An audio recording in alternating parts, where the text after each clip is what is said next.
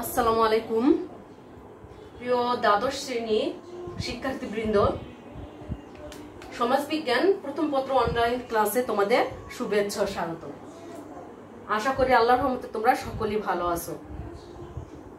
তোমরা জানো যে একাদশ অধ্যায় সামাজিক পরিবর্তন এই চ্যাপ্টারটি আমি গত ক্লাসে শুরু করেছিলাম।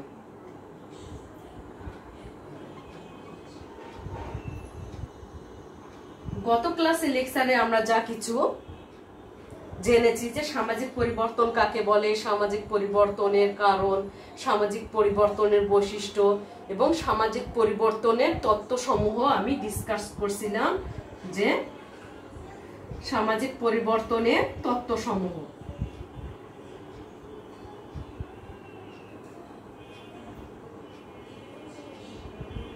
ইতিমধ্যে আমি সামাজিক পরিবর্তনের মার্ক্সের তত্ত্ব ডিসকাস করেছি। আজকে আমি সামাজিক পরিবর্তনের প্যারোটোর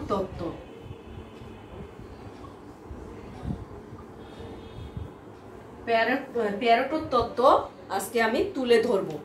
সামাজিক পরিবর্তন সম্পর্কে প্যারেটোর তত্ত্ব, থিওরি অফ প্যারেটো। প্যারেটোর এই সামাজিক পরিবর্তনের যে তত্ত্ব, যেটা চক্রাকার তত্ত্ব, সামাজিক পরিবর্তনের এলিট চক্রাকার তত্ত্ব।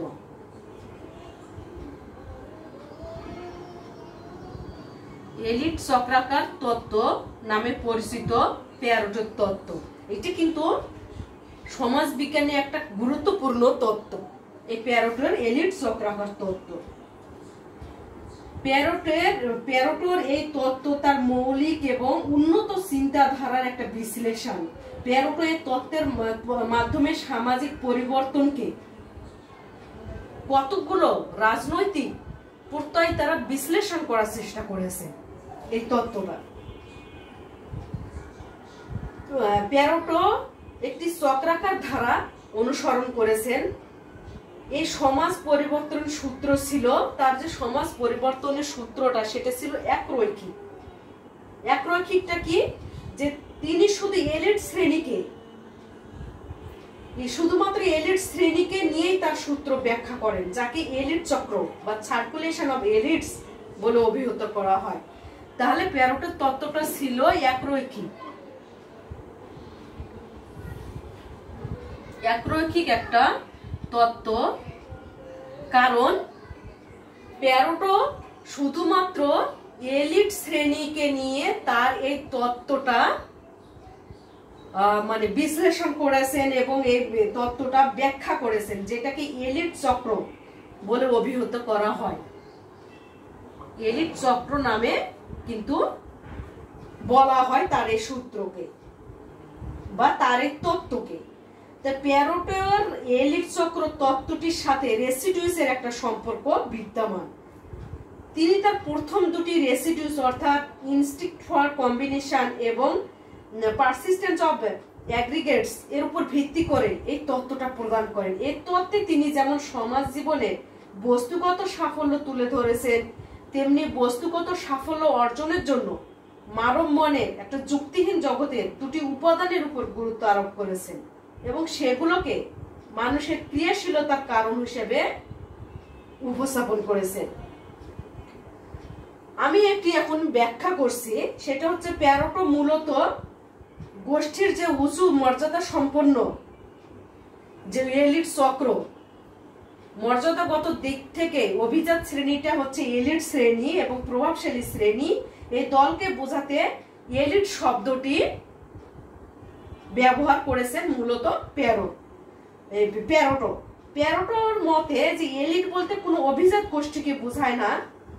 আমরা সাধারণত এলিট বলতে অভিজাত শ্রেণীকে বুঝি, কিন্তু প্যারেটো আবার এটার ব্যাখ্যা করেছেন। প্যারেটো বলেছেন যে এলিট বলতে কোনো অভিজাত গোষ্ঠীকে বোঝায় না, বরং এমন একটি গোষ্ঠীকে বোঝায় যারা তাদের কর্মক্ষেত্রে তথা পেশাগত দিক থেকে সবচেয়ে বেশি সাফল্য অর্জন করেছে। অর্থাৎ যেখানে এলিট বলতে শুধুমাত্র হচ্ছে অভিজাত শ্রেণীকে বোঝানো হচ্ছে, সেখানে কিন্তু প্যারেটো আবার এলিট শ্রেণীকে বিশ্লেষণ করেছেন। প্যারেটো বলেছেন এলিট শ্রেণী শুধুমাত্র যে অভিজাত শ্রেণীকে বোঝায় তা নয়, হলো বরঞ্চ যারা পেশাগত বা কর্মক্ষেত্রে সর্বোচ্চ মর্যাদার অধিকারী সেটাকে এলিট শ্রেণী বলে অভিহিত করেছে প্যারোটো। তো হচ্ছে না, আর এই যে হলো পেশাগত দিক থেকে সবচেয়ে যে বেশি সাফল্য অর্জন করেছে, আর এই সাফল্য অর্জনের পিছনে নৈতিকতা কতটুকু অনুপস্থিত থাকলো বা নৈতিক মূল্যবোধের প্রতি কতটুকু শ্রদ্ধাশীল থাকা হলো, সেই বিষয়টার প্রতি প্যারোটো ততটা গুরুত্ব আরোপ করেনি। তার জন্য একমাত্র অর্থবহ হলো সংখ্যাগত বা বস্তুগত সাফল্য। প্যারোটো আরো বলেন, এলিট শব্দটির সাথে মর্যাদার একটি সম্পর্ক আছে, তবে এলিট হতে হলে যে মর্যাদা থাকতে হবে এমন কোনো কথা নেই। প্যারোটোর মতে সমাজের সকল পেশাতেই এলিট বিদ্যমান রয়েছে।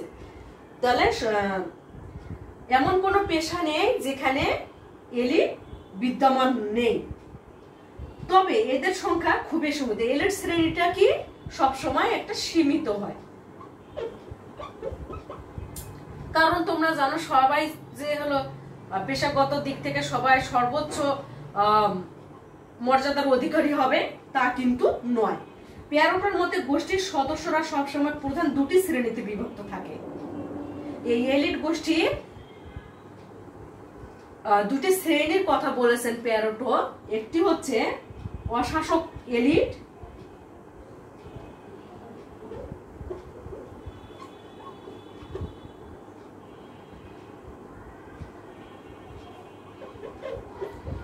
এবং অপরটি হচ্ছে শাসক এলিট।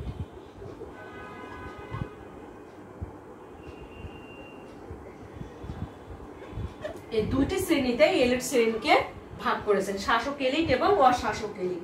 প্রথমে আমরা জানবো যে শাসক এলিটটা কি। সমাজের একটি শ্রেণী থাকে যারা শাসন ক্ষমতায় অধিষ্ঠিত থাকে। যারা শাসন ক্ষমতায় অধিষ্ঠিত, প্যারোটোর ভাষায় তারাই হচ্ছে শাসক এলিট। প্যারোটোর মতে যে রাজনৈতিক শাসক এলিট আবার দুপুরকার, একটা যারা রাষ্ট্র ক্ষমতার শীর্ষে অবস্থান করে তারা, আরেকটি হচ্ছে যারা যোগ্যতা থাকা সত্ত্বেও কোনো না কোনো কারণে রাষ্ট্রীয় ক্ষমতায় যেতে পারেনি, যে কোনো মুহূর্তে তারা ক্ষমতায় যেতে পারে। আর অশাসক এলিটটা হচ্ছে প্রতিটি সমাজে একটি গোষ্ঠী বা শ্রেণী থাকে যারা সমাজের শীর্ষে অবস্থান করে, কিন্তু তাদের কোনো শাসন থাকে না। এক কথা, এই অশাসক এলিটও হচ্ছে মর্যাদা সম্পন্ন শ্রেণী, কিন্তু তারা ক্ষমতায় থাকে না। প্যারোটোর ভাষায় এরা হলো অশাসক এলিট। যেমন উদাহরণ হিসেবে যদি আমরা বলি যে বাংলাদেশের রাজনৈতিক ক্ষেত্রে বিরোধী দল হচ্ছে অশাসক এলিট। নিশ্চয়ই বুঝতে পেরেছো তোমরা শাসক এলিট এবং অশাসক এলিট। তো প্যারোটো সমাজের দুটি শ্রেণী, শাসক এবং অশাসক শ্রেণীকে আবার সিংহ এবং শৃগাল এই মানে হিসেবেও কিন্তু আখ্যায়িত করেছে। প্যারোটো বলেন যে সমাজ সবসময় সংখ্যাগরিষ্ঠ অভিজাত শ্রেণী দ্বারা পরিচালিত। এই শাসক শ্রেণীর বিশেষ কতগুলো বৈশিষ্ট্য অধিকারী, কিছু বৈশিষ্ট্যের অধিকারী বলেই কিন্তু এই শাসক এলিট তারা শাসন করে থাকে। তবে এই যে গুণগুলো বা এই বিশেষ বৈশিষ্ট্যগুলো যে তাদের চিরন্তন বা স্থায়ী তা কিন্তু নয়, কারণ শাসনকারী এলিটরা চিরকাল ক্ষমতায় টিকে থাকতে পারবে না। একসময় কি হবে, তাদের শাসন ক্ষমতা ফুরিয়ে যাবে, ফলে তাদের পরিবর্তে কে ক্ষমতায় আসবে, অশাসক এলিটরা ক্ষমতায় আসবে। তার শাসক শ্রেণীর ক্ষমতা যখন লোপ পেয়ে যাবে তখন অশাসক শ্রেণী কিন্তু ক্ষমতায় আসবে। এইভাবেই কিন্তু প্যারোটোর হচ্ছে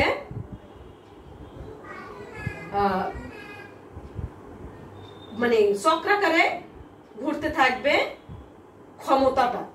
এই যে চক্রাকার আবর্তন, প্যারোটের এই আবর্তনকে কিন্তু চক্রাকার আবর্তন বা এলিট চক্রাকার আবর্তন বলে তিনি অভিহিত করেছেন। প্যারোটো শুধু এলিটের চক্রাকার পরিবর্তন সম্পর্কে শুধু আলোচনা করেছেন তা নয়, বরং এই পরিবর্তনের কারণ তার ব্যাখ্যা বিশ্লেষণেরও কিন্তু চেষ্টা করেছেন। এছাড়া কারা শাসন ক্ষমতায় থাকবে, কারা থাকবে না, এ সম্পর্কেও প্যারোটো কিন্তু হচ্ছে তার সুস্পষ্ট ব্যাখ্যা দিয়েছেন। প্যারেটোর মতে ওইসব ব্যক্তিরাই শাসন ক্ষমতায় অধিষ্ঠিত থাকবে যারা প্রথম শ্রেণীর রেসিডিউস। তার মতে যারা এই ধরনের রেসিডিউসের অধিকারী তারা মানে উদ্ভাবনী মন মানসিকতা সম্পন্ন এবং সামাজিক পরিবর্তনে আগ্রহী। প্যারেটো আরো বলেন, পরিবর্তনকে স্বাগত জানিয়ে যারা ক্ষমতায় অধিষ্ঠিত হয় তারা দীর্ঘদিন শাসন ক্ষমতায় অধিষ্ঠিত থাকার পর আর পরিবর্তন মেনে নিতে পারে না। অর্থাৎ তারা পরিবর্তনের প্রতি গুরুত্ব না দিয়ে রক্ষণশীলতার প্রতি গুরুত্ব দিয়ে থাকে। ফলে কি হয়, ধীরে ধীরে তাদের মধ্যে প্রথম শ্রেণীর রেসিডিউস এর পরিবর্তন হয় দ্বিতীয় শ্রেণীর রেসিডিউস, অর্থাৎ পারসিস্টেন্স অফ অ্যাগ্রিগেটস জাগ্রত হয়। আর দ্বিতীয় শ্রেণীর রেসিডিউসের আবির্ভাব ঘটার ফলে তাদের মধ্যে রক্ষণশীলতার একটা মনোভাব সৃষ্টি হয়। ফলে কি হয়, তারা ক্ষমতা থেকে বিতাড়িত হয়। তো অপর থেকে দীর্ঘদিন ক্ষমতার বাইরে থাকার পর অশাসক গোষ্ঠীর মধ্যে রক্ষণশীলতার পরিবর্তে কি হয়, পরিবর্তনশীল মনোভাব একটা জাগ্রত হয়। এভাবেই দেখা যাচ্ছে রাজনৈতিক ক্ষমতার শীর্ষ অবস্থান করতে থাকলেও শাসক এলিট এক সময় তাদের হচ্ছে ক্ষমতা হারিয়ে ফেলে এবং এই স্থানটা দখল করে নেয় কে, অশাসক এলিট।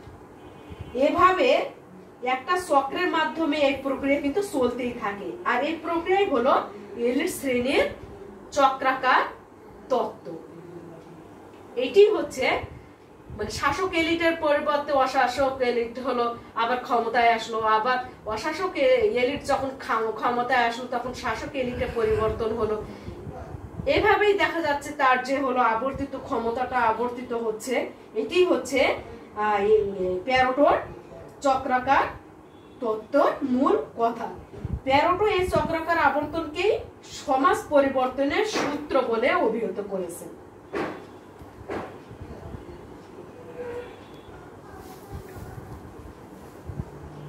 আশা করি তোমরা বুঝতে পেরেছো।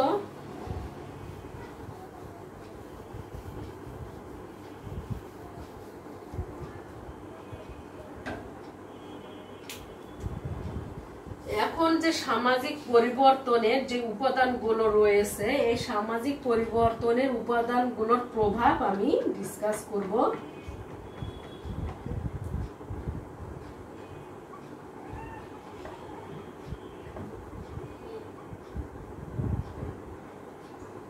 সামাজিক পরিবর্তনের উপাদানের প্রভাব। সামাজিক পরিবর্তন বলতে আমরা বুঝিয়েছি কি, সমাজ কাঠামোর পরিবর্তন।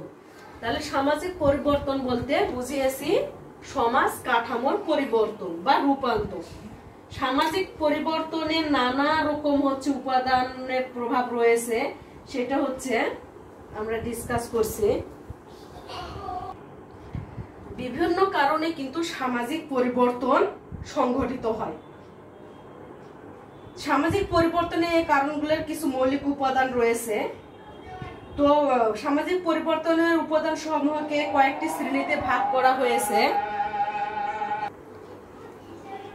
তাহলে সামাজিক পরিবর্তন উপাদানের সমূহকে কয়েকটি শ্রেণীতে ভাগ করা হয়েছে। এক নম্বর হচ্ছে জৈবিক উপাদান,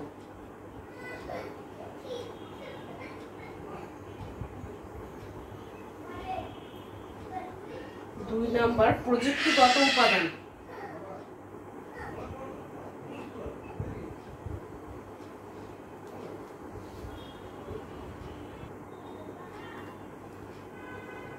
সাংস্কৃতিক উপাদান, মনস্তাত্ত্বিক উপাদান,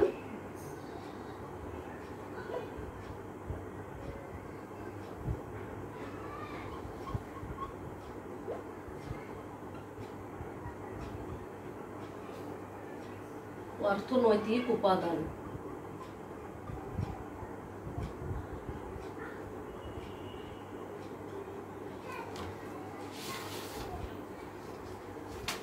তাহলে এই যে উপাদানগুলো, এই উপাদানগুলোর প্রভাব আমি এখন ডিসকাস করছি। জৈবিক উপাদানের প্রভাব। জৈবিক উপাদান যেটা বায়োলজিক্যাল ফ্যাক্টর, যে সামাজিক পরিবর্তনে গুরুত্বপূর্ণ একটি উপাদান হচ্ছে এই জৈবিক উপাদান। জৈবিক উপাদান বলতে জন্ম মৃত্যু হারের হ্রাস বৃদ্ধি এবং তার যে সামাজিক ফলাফল, এগুলোকে কিন্তু বোঝায় জৈবিক উপাদান। জনসংখ্যার আয়তন সামাজিক পরিবর্তনের উপর একটা প্রভাব ফেলে।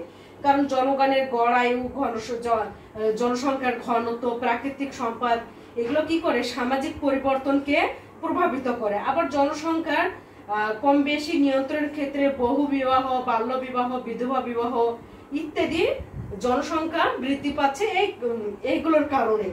তো জনসংখ্যার হ্রাস বৃদ্ধি মানে সমাজ ব্যবস্থার উপর জনসংখ্যা হ্রাস বৃদ্ধি একটা মানে বড় একটা ইফেক্ট করে। যেমন জনসংখ্যা হ্রাস বৃদ্ধি সমাজ জীবনে বিভিন্ন বিষয়কে প্রভাবিত করে, অর্থনৈতিক অবস্থা, বিভিন্ন ক্ষেত্রে সামাজিক মূল্যবোধ, আচার আচরণ, প্রথা প্রকরণ।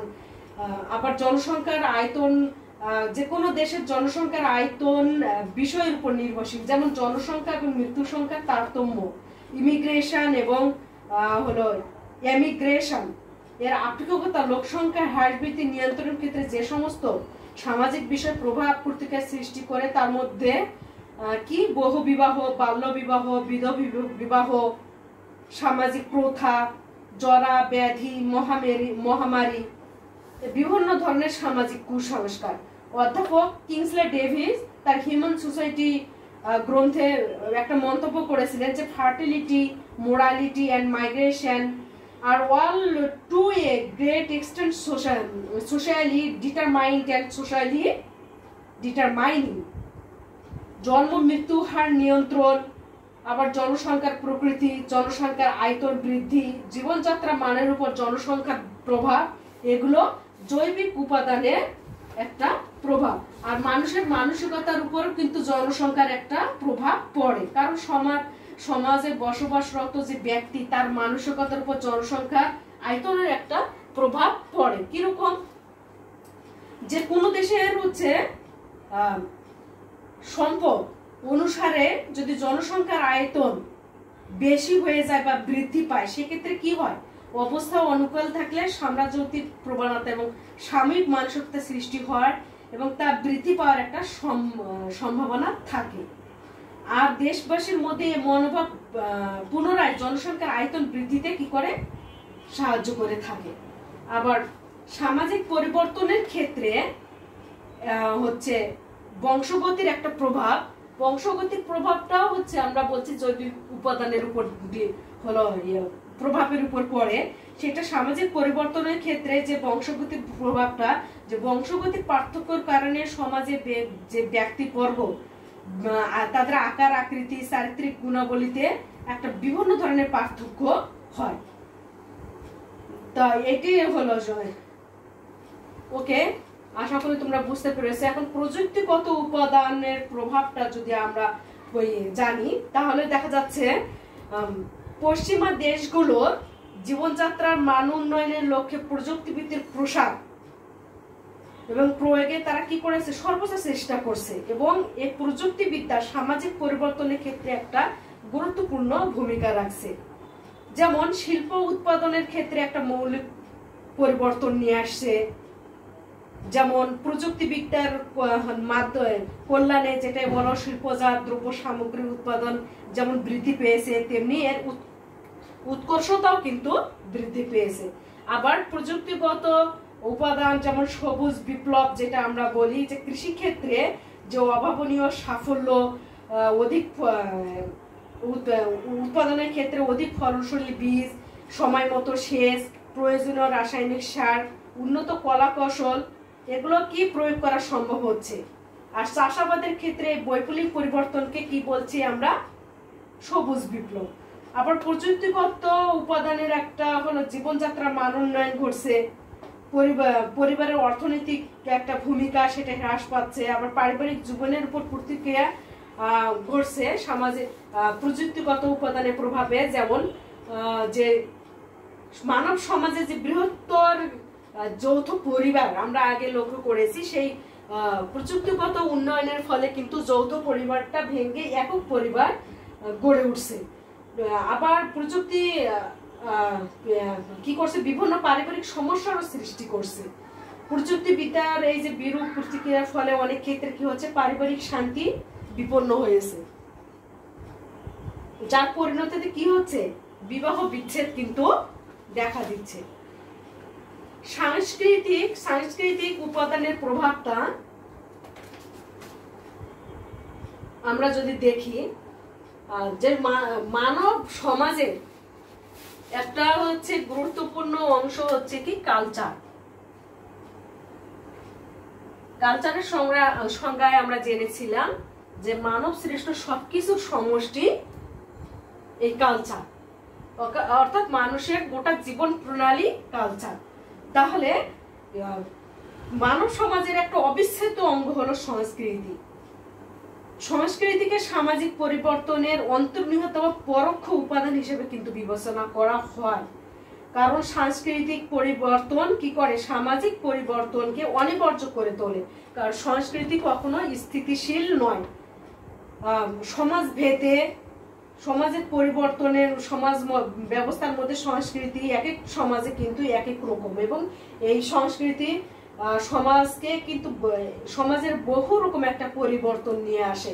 এভাবে সংস্কৃতির মাধ্যমে মানব সমাজের গতিশীলতা সেটা কি চলমান থাকে। ইতিহাস যদি পর্যবেক্ষণ আমরা করি তাহলে দেখা যাচ্ছে বিশ্বের বিভিন্ন সমাজে যত সামাজিক এবং রাজনৈতিক বিপ্লব সংঘটিত হয়েছে তার প্রত্যেকটি কারণের পেছনে কিন্তু এই সাংস্কৃতিক উপাদান প্রত্যক্ষ এবং পরোক্ষভাবে কাজ করেছে। সাংস্কৃতিক উপাদানের মাধ্যমে মানুষের যে চিন্তা চেতনা, উৎকর্ষতা, নীতিবোধ, মূল্যবোধ সবকিছুই কিন্তু পরিবর্তন হয়েছে। এভাবে সাংস্কৃতিক উপাদানের সমাজের কি করেছে, গতিশীলতা অব্যাহত রেখেছে পরিবর্তনের মাধ্যমে। তাহলে আমরা কি জানলাম যে সংস্কৃতি স্থিতিশীল নয়, কারণ কালের বিবর্তনের ধারায় সংস্কৃতি পরিবর্তন সাধিত হচ্ছে। আর সংস্কৃতি এবং প্রযুক্তি সামাজিক পরিবর্তনকে প্রভাবিত করছে। মানে এই প্রযুক্তিবিদ্যা এবং সংস্কৃতি উভয়ের দ্বারাই কি হচ্ছে, সামাজিক পরিবর্তন সংগঠিত হচ্ছে। আরেকটি প্রভাব হচ্ছে উপাদান হচ্ছে মনস্তাত্ত্বিক উপাদান। এই মনস্তাত্ত্বিক উপাদানের যে প্রভাবটা আমরা লক্ষ্য করি সেটি হচ্ছে যে মানুষের চিন্তা চেতনা, আশা আকাঙ্ক্ষা, আবেগ অনুভূতি, দৃষ্টিভঙ্গি, ইচ্ছা অনিচ্ছা সবকিছু কিন্তু মনস্তাত্ত্বিক উপাদানের উপর মাধ্যমে কিন্তু পরিবর্তিত হচ্ছে। যেমন ব্যক্তির স্বাতন্ত্র্যবাদের ধারণা, মানুষের দৃষ্টিভঙ্গির পরিবর্তন, অনুকরণ প্রিয়তা, মানুষের যে রুচিশীলতার পরিবর্তন, এগুলো সবগুলোই হচ্ছে মনস্তাত্ত্বিক উপাদানের মধ্যে কিন্তু পড়ে। যেমন অনুকরণ প্রিয়তা যদি আমরা হচ্ছে বিশ্লেষণ করি, যে মূলত অনুকরণ প্রবণতার জন্য কিন্তু সামাজিক পরিবর্তন হতে পারে বা হচ্ছেও, কারণ মানুষের অনুকরণ প্রিয়তার অন্যতম কারণ হলো সামাজিক পরিবর্তন। অনুকরণ কি? অনুকরণ হলো মানুষের প্রকৃতি বা সাধারণ একটা বৈশিষ্ট্য। মানুষ যে কোনো বিষয়ে কিন্তু এক একজনকে অনুকরণ করে। যেমন আমরা হচ্ছে মানে ইসলাম ধর্মে দেখা যাচ্ছে আমরা আমাদের নবীজি হযরত মুহাম্মদ সাল্লাল্লাহু আলাইহি সাল্লামের তার চারিত্রিক বৈশিষ্ট্য, চার আদর্শ মেনে চলে আমাদের জীবনকে আমরা হচ্ছে সঠিক পথে পরিচালনার চেষ্টা করি, যেটা হচ্ছে কি করছে, একটা সামাজিক পরিবর্তন আনয়ন করছে। এভাবে অনেক ব্যক্তি অনেক সমাজকে আমরা অনুকরণ করছি ভালো হোক। এটা আবার রুচিবোধের পরিবর্তনে হচ্ছে যে মানুষ নতুনের প্রতি আকর্ষণ, মানুষ চিরন্তন। আজ যা হচ্ছে নতুন তাই একসময় কিন্তু পুরানো হয়ে যায়। মানুষ ধীরে ধীরে কি করে, নতুনকে হচ্ছে স্বাগত জানায়। যেমন পোশাক পরিচ্ছদ, আদব কায়দা, এগুলো জীবনধারার কোনো ক্ষেত্রে একটা অভিনব কোনো ফ্যাশনের আবির্ভাব ঘটলে সমাজ জীবনের যে প্রচলিত পুরাতন যে হচ্ছে অবস্থা সেটা কি করে, সেটার একটা পরিবর্তন ঘটে। রাজনৈতিক নেতাদের একটা ভূমিকা রয়েছে, যেমন হচ্ছে আমরা ওই যে অনুকরণ প্রিয়, অথবা আমরা যদি হলো দেখি যে বিভিন্ন হচ্ছে জননায়কদের উপদেশ নির্দেশ, আবেদন নিবেদন দেশবাসীকে কি করেছে, নতুন পথের একটা সন্ধান দিচ্ছে। এক্সাম্পল যে বঙ্গবন্ধু শেখ মুজিবুর রহমান, মহাত্মা গান্ধী, স্বামী বিবেকানন্দ, পণ্ডিত জওহরলাল নেহেরু, রাজা রামমোহন রায়, পণ্ডিত ঈশ্বরচন্দ্র বিদ্যাসাগর, তাদের হচ্ছে তাদের যে দেশ হইতেছি সক্রিয় সমাজ সংস্কারক এবং তারা যে দেশ বরণ্য মানুষ, তাদের দ্বারাও কিন্তু প্রভাবিত হয়ে কি হচ্ছে, সমাজ পরিবর্তন হচ্ছে। আর অর্থনৈতিক উপাদানের প্রভাব যে জীবনধারা এবং মানসিকতার উপর একটা হচ্ছে অর্থনৈতিক প্রভাব ফেলছে। যে অর্থনৈতিক ক্ষেত্রে পরিবর্তন সমাজ জীবনে বিভিন্ন ক্ষেত্রে তার প্রভাব দেখা যায়। উদাহরণস্বরূপ বলা যায় যে আধুনিক যে শিল্পভিত্তিক সমাজের অধিবাসীদের জীবনধারা এবং কৃষিজীবী উপজাতীয় সমাজের অন্তর্ভুক্ত ব্যক্তিবর্গের জীবনধারা কিন্তু একটা ভিন্ন। তা সামাজিক পরিবর্তনের ক্ষেত্রে সমাজের বিভিন্ন উপাদান, এই যে এই উপাদানগুলো কি করছে, একটা সক্রিয় ভূমিকা রাখছে। সামাজিক পরিবর্তন সমাজের কোনো একটি যে নির্দিষ্ট উপাদানকে ঘিরে যে সংগঠিত হয় তা কিন্তু না। সামাজিক পরিবর্তনের পিছনে সমাজের এই যে বিভিন্ন উপাদানগুলো, এগুলো কি অঙ্গাঙ্গিভাবে জড়িত রয়েছে। তাহলে সামাজিক পরিবর্তনের এই উপাদানগুলোর প্রত্যেকটির একটা ভূমিকা রয়েছে সামাজিক পরিবর্তনে।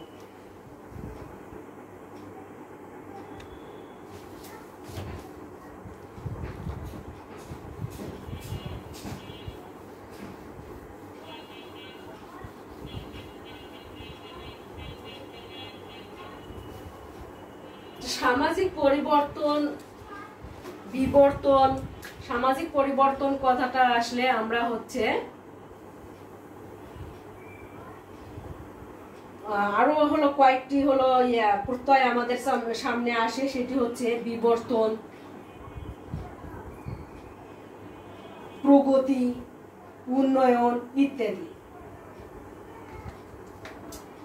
তো এখন আমি এই বিবর্তন সম্পর্কে একটু এভালুয়েশন যেটাকে বলে,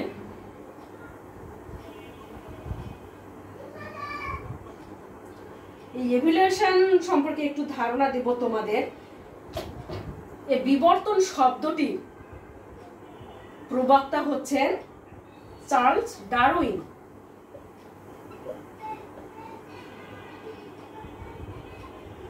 চার্লস ডারউইনে কিন্তু সর্বপ্রথম তার জীববিজ্ঞানে এই বিবর্তন শব্দটি ব্যবহার করেন। পরবর্তীতে চার্লস ডারউইনের এই তত্ত্বের উপর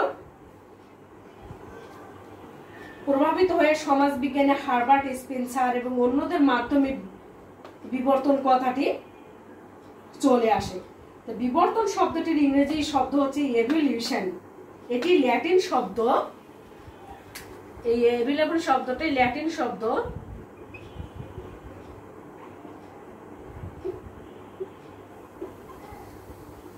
ল্যাটিন ওয়ার্ড এভোলিয়ার থেকে এসেছে।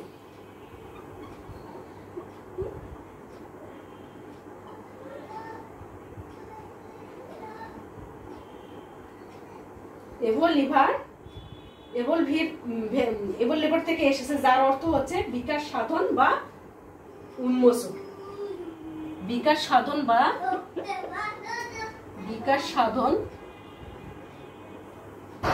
বা উন্মোচন।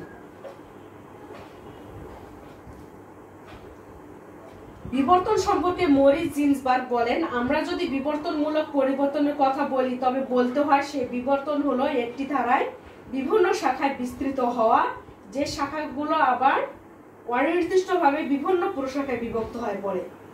বিবর্তন সম্পর্কে মরিস জিন্সবার্গ আরো বলেন, বিবর্তন এমন একটি প্রক্রিয়া যা শেষ পর্যন্ত নতুন কিছু উৎপাদন করে, কিন্তু যার পরিবর্তনের মধ্যে একটা ধারাবাহিকতা আছে। তার বিবর্তনটা হচ্ছে, জিন্সবার্গ বলেছেন, বিবর্তন হচ্ছে এমন একটি প্রক্রিয়া যা শেষ পর্যন্ত নতুন কিছু উৎপাদন করে, কিন্তু যার পরিবর্তনের মধ্যে একটা ধারাবাহিকতা রয়েছে।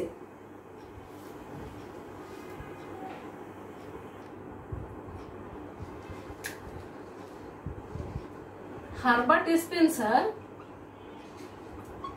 এই বিবর্তনকে 3 ভাগে ভাগ করেছেন। একটা জৈব বিবর্তন,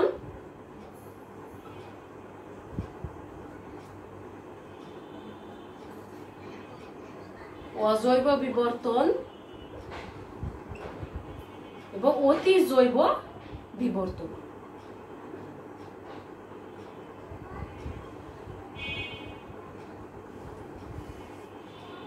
স্পেন্সারের মতে জৈব বিবর্তন হচ্ছে জীব জগতের একটা বিবর্তন, জড় জগতের বিবর্তন এবং সামাজিক বিবর্তনকে তিনি যথাক্রমে অজৈব বিবর্তন বলেছেন, জড় জগতের বিবর্তন, এবং সামাজিক বিবর্তনকে বলেছেন অতিজৈব বিবর্তন। তাহলে স্পেন্সারের যে 3 প্রকার বিবর্তন, জৈব বিবর্তন এটা জীবজগতের বিবর্তনের সাথে জড়িত, অজৈব বিবর্তন জড় জগতের বিবর্তনের সাথে জড়িত, এবং অতিজৈব হচ্ছে সামাজিক পরিবর্তনের সাথে জড়িত। হার্বার্ট স্পেন্সার আরো বলেন যে হচ্ছে সমাজ সহজ সরল অবস্থা হতে জটিল অবস্থায় বিবর্তিত হয়েছে, এবং বিবর্তন ধীরগতি সম্পন্ন হবে তা বাধা বন্ধনহীন ক্রমধারায় এগিয়ে চলে। বিবর্তনের ধারায় সমাজ একটি ভারসাম্যপূর্ণ অবস্থানের দিকে অগ্রসর হচ্ছে। এটি হচ্ছে হার্বার্ট স্পেন্সারের মতামত। আবার সমাজবিজ্ঞানী এমিল ডুর্খিম তার মতে যে সমাজ বিবর্তন হচ্ছে যান্ত্রিক পর্যায় থেকে জৈবিক পর্যায়ে উত্তরণ।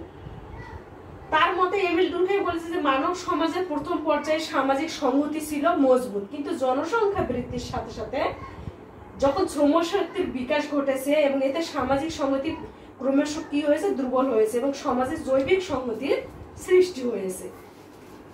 এক একজন বিবর্তন সম্পর্কে এক এক রকম সংজ্ঞা প্রদান করেছেন। যেমন রবার্টসন বলেছেন যে বিবর্তন হলো অধিকতর উন্নত প্রযুক্তি দ্বারা পরিবেশকে কাজে লাগানো। আবার ইবি টেইলর, উনি একজন ব্রিটিশ নৃবিজ্ঞানী, ইবি টেইলর আবার বলেছেন যে হচ্ছে বিবর্তনটা হচ্ছে একটা ধারাবাহিক প্রক্রিয়া।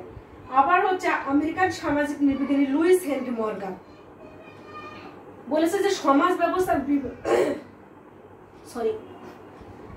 ব্যবস্থার বিভিন্ন পরিবর্তিত ধাপগুলোকে তিনি 3 ভাগে ভাগ করেছেন, যে বর্ণদশা, বর্বরতা এবং সভ্যতা।